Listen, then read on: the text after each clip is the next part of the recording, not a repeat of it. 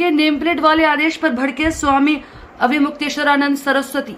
UP में कांवड़ यात्रा के दौरान दुकानों पर नेम प्लेट लगाने के आदेश पर विवाद लगातार ही बढ़ता जा रहा है। इसी बीच उत्तर प्रदेश के मुख्यमंत्री योगी आदित्यनाथ के नेम प्लेट वाले आदेश पर उत्तराखंड की ज्योतिषी पीठ शंकराचार्य स्वामी अविमुक्तेश्वरानंद सरस्वती ने नाराजगी जाहिर की। कहा कि अगर हमको पवित्र जीवन जीना होगा तो कोई हमको मजबूर नहीं कर सकता।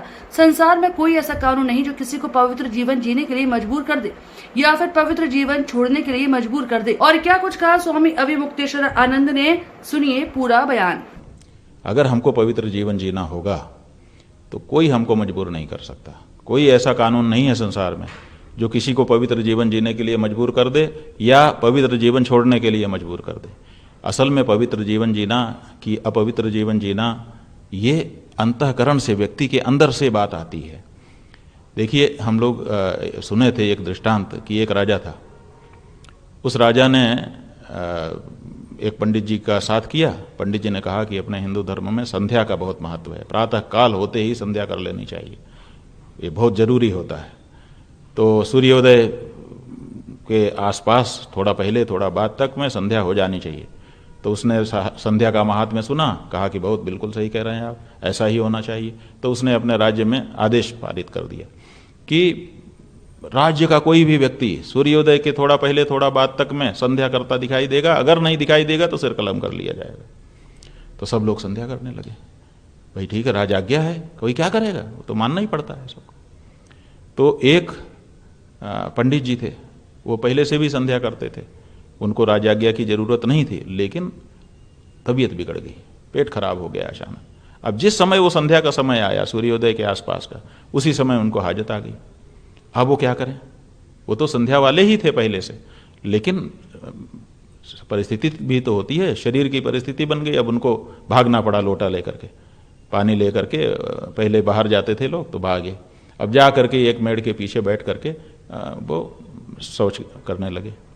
उसी समय राजा के सिपाही निकले तलवार नंगी लेकर के कि जो संध्या करता नहीं दिखेगा उसका सर कलम कर लीजिए जाए। अब वो बेचारे शौच कर रहे थे। अब उन्होंने देखा कि पुलिस नंगी तलवार लेके आ रही है और हम तो संध्या कर नहीं रहेंगे, अब क्या करें। तो फिर उन्होंने वो जो आपदस्थ के लिए, माने पानी छूने के लिए जो लोटा भर करके ले गए थे, उसी पानी से मंत्र पढ़ना शुरू कर दिया और माथे पे छिड़कना शुरू कर दिया। अपवित्र पवित्रो वा आदि, माने जो संध्या के मंत्र पढ़े जाते हैं। और सैनिकों ने सुना, हाँ संध्या का मंत्र बोल रहा है, ठीक ठीक, चलो चले गए। अब आप बताइए कि इस तरह से संध्या होती है? ये तो संध्या नहीं है ना। तो इस तरह के जो आदेश हैं वो बाहर से नहीं आएंगे। देखिए, इसीलिए हम कहते हैं कि राजनीति माने राज्य के अलावा की भी शक्तियों की जरूरत है। ये जो धर्म शक्ति है, हमारा जो पीठ है, ये किस लिए बना है कि कानून से जो लोग नहीं मानते हैं उनको हम अंतःकरण से मनवा दें। हम उनकी ऐसी समझाइश करें कि जिससे वो अपने आप अपराध से बच जाएं। हर घर में भाई बहन साथ रह रहे हैं, जवान भाई बहन रहते हैं हर घर में, लेकिन कहीं कोई अत्याचार अनाचार नहीं होता है। क्यों? क्योंकि उनकी समझ ऐसी बन गई कि मेरी बहन है, वो मेरा भाई है। कभी जीवन में विचार ही नहीं आते ऐसे जिससे कुछ गड़बड़ी होने की आशंका। हर घर में सोना चांदी रखा रहता है, लेकिन घर का कोई व्यक्ति उसको नहीं चुराता है कि भाई क्यों चुराऊं, मेरा ही है, जरूरत पड़ने पे मिलेगा। तो ऐसी परिस्थिति में धार्मिक शिक्षा की, नैतिक शिक्षा की आवश्यकता होती है। जब हम ये शिक्षा दे देंगे कि भाई तुमको अपनी पवित्रता को मेंटेन रखने के लिए ऐसे नहीं खाना है, ऐसे नहीं खाना है, इनका नहीं खाना है, इनका नहीं खाना है, इनका नहीं खाना है, तो वो करने लगेगा।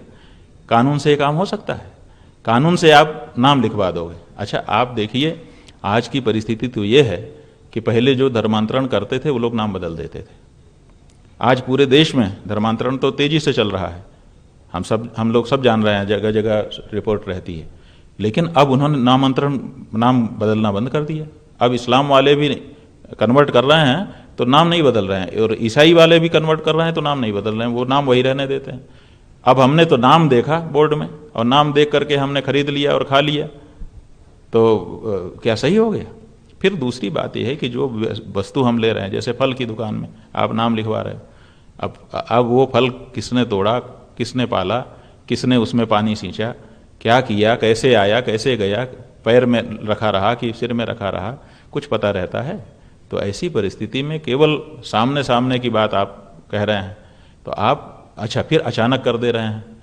पहले ऐसी कोई शिक्षा का आप वर्ग चलाते कि जो कांवड़िए हैं उनका प्रशिक्षण होगा, उनको समझाया जाएगा कि देखो शास्त्र के अनुसार जिस समय हम कांवड़ लेकर के चलते हैं उस समय हमको पवित्रता की आवश्यकता होती है, पवित्र भोजन करना आवश्यक होता है, पवित्र जीवन जीना होता है। आप तो डीजे बजवा रहे हो, आप तो जो है वो उछलवा रहे हो, कूदवा रहे हो। तो ऐसी परिस्थिति में कांवड़िए जो धार्मिक भावना है उनके अंदर, वो कैसे उनके अंदर आएगी। तो हम समझते हैं कि इस तरह का कानून बनाने से तो विद्वेष फैलेगा। हमारा अपना सोचना है। बहुत से हिंदू इसमें कह सकते हैं कि देखो ये फिर ऐसी बात कर रहे हैं अविमुक्तेश्वरानंद, लेकिन जो सच है वही तो हम कह सकते हैं। आखिर हम कैसे कह दें कि ये सही है? क्यों? क्योंकि मुसलमान की दुकान है, हिंदू नौकर हैं, बनाने वाले सब हिंदू हैं और मालिक जो है गल्ला पे बैठ करके मालिकाना कर रहा है। अब नाम लिख दिया गया कि ये, और उस दुकान में अब उस दुकान में इसका आर्थिक असर पड़ेगा। आर्थिक असर पड़ेगा तो मालिक क्या करेगा? मालिक की तो दुकान रहेगी लेकिन वो छटनी कर देगा, तो हिंदू छटनी में जाएंगे। फिर दूसरी बात यह है कि अब जब हिंदू मुसलमान की भावना आप तेज करोगे तो अभी मुसलमान मालिक ने हिंदू कारीगर रखे हैं, हिंदू मालिक ने मुसलमान भी कारीगर रखे हैं। अब उनको दोनों के अंदर भेद आ गया। अभी तक तो ये सब बात ध्यान में नहीं थी, यद्यपि जानते थे कि ये मुसलमान है, ये हिंदू है, लेकिन इस भावना को अभी बल नहीं था। अब बल आ जाएगा इससे।